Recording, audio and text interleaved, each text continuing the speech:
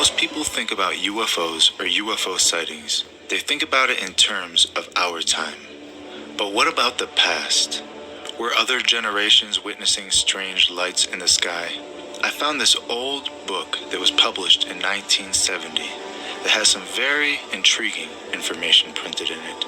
A lot of the stories I'm about to read to you have been lost to history. Until now, that is. 1893. In Wales, some 8 or 10 lights were seen at times, gyrating through the sky in astounding fashion, going up and down rapidly, then zigzagging, all in perfect formation, like a fleet of airships. 1887. If a ball of fire falls into the sea, it can be called a meteor.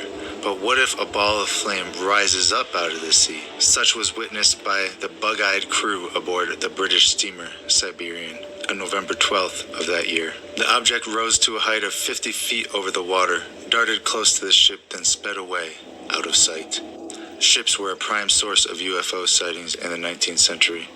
One of the most repeated phenomenon reported by 24 ships or more was typified by the following account. May 15th, 1879. Commander Pringle of the HMS Vulture of the Persian Gulf put in his log that 2 incredible objects were pacing his ship, both submerged but glowing brightly. On looking towards the east, he wrote, the appearance was that of a revolving wheel whose spokes were illuminated, and, looking to the west, a similar wheel appeared to be revolving in the opposite direction. 1845. Substantiating the above, the brig Victoria, on June 18th in the Mediterranean, came upon 3 luminous bodies that rose silently and mysteriously out of the sea, remaining within sight for some 10 minutes in the air in slow maneuvers. 1883. An inexplicable phenomenon witnessed by thousands of people on both the Canadian and American sides, as a UFO shaped like a square table hovered above Niagara Falls for 1 hour. May 15th, 1811. The people of Geneva, Switzerland, saw an aerial show never before seen. It was an odd UFO, one that seemed to change shape from a glowing serpent to a horseshoe and to a crescent. August 10th, 1809. John Stavely of London perhaps witnessed the first authentic appearance of a mothership and its attendant saucers. Although he hardly recognized it as such, I saw many meteors coming around the edge of a black cloud, from which lightning flashed. They were like dazzling specks of light dancing and traipsing through the clouds. November 17th, 1882. At the Royal Observatory in Greenwich, England, was observing an aurora display when a greenish blob crossed his field of vision. Some adjustment of his focus resolved the object into a cigar shape that passed above the moon. It appeared to be a definite body, Maunder said flatly.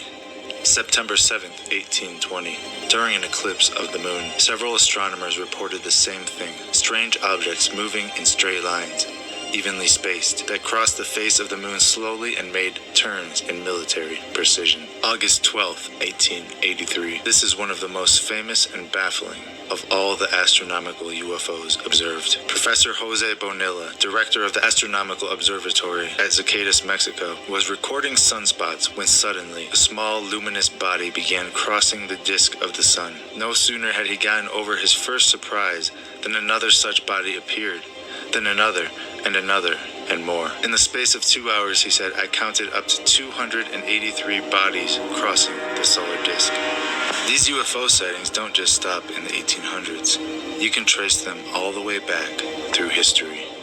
1551 AD, red rods were seen above Libs in Portugal, floating and flying through the sky. 1387 AD, in England, a burning revolving wheel was seen also around a barrel of flame. 1254 AD, in the sky appeared a kind of large ship, elegantly shaped and well equipped, and of marvelous color. It was red and yellow and green and brown and scarlet and black. 1168 AD, a globe of fire was seen moving to and fro in the air. 919 AD, a thing like a burning torch cruised in the sky, and glistening balls sailed over Hungary. 1577 AD, An object like a lance passed across the sky. 98 AD. In Italy, another burning torch was observed, probably quite like the flaming red ball-shaped UFOs seen today. 12 AD. In old Irish manuscripts, there's one tale very likely based on truth. Ancient Erie, Ireland. An anchor suddenly dropped from the sky and hooked itself into a church steeple. The townspeople then saw a ship in the sky with men aboard. One man climbed down the cable as if to free the anchor, and his motion was like that of a man swimming in water. Some of the watching men wanted to dash up to the steeple and capture the skyman, but the bishop forbade them. The strange being returned to his craft without finishing his job, but they cut the cable and the vessel vanished into the sky. Now, there are thousands of more UFO reports that date back to the beginning of time. But what about actual evidence?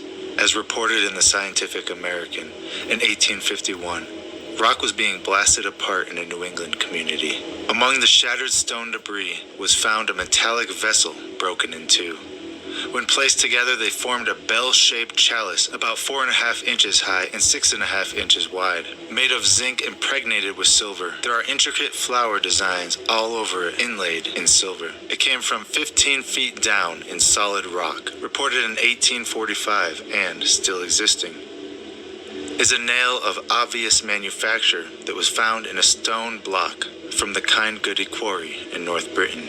The nail was half embedded in stone, half in till, which is the crumbly matter churned up by the glacial ages. If the nail originally rested in a solid stone, it is millions of years old. Again in a quarry in 1844, near Tweed, England, workmen discovered gold thread encased 8 feet beneath the surface of the stone bed.